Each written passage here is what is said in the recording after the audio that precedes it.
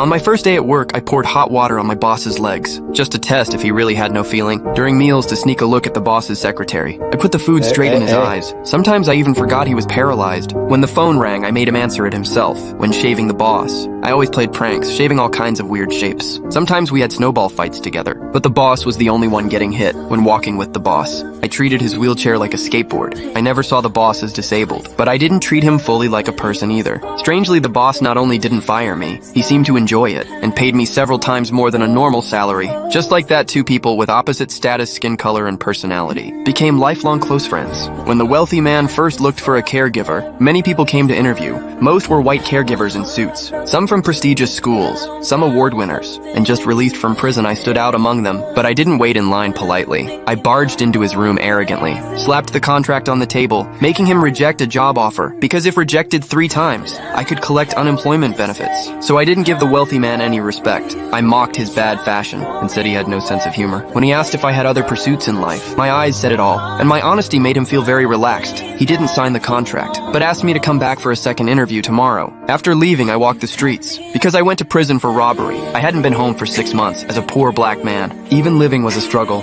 Seeing my brothers and sisters at home, even taking a shower was impossible in peace. My mother carried all the burdens alone. I had been missing for 6 months. Now I suddenly appeared with just a colorful egg, which I had stolen during the interview at the wealthy man's house. My mother wanted to know where I had been all this time, but I didn't want my family to know that I went to prison for robbery. My mother felt hopeless about me. With nowhere to go, I became homeless, relying on friends for food to survive. Even though the city was full of tall buildings, I had no place to stand. In the early morning, I went to the wealthy man's mansion, planning to grab the rejection slip and leave, but the butler showed me around the whole villa and gave me a super luxurious bedroom. I had no intention to work, but seeing the fancy bathtub, the offer was already impossible to refuse. At that moment, the wealthy man was getting a massage. I picked up the signed rejection slip ready to leave, but he stopped me. Quoi?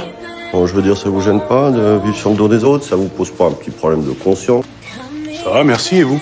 He really liked my humor, so he decided to give me a 1-month trial.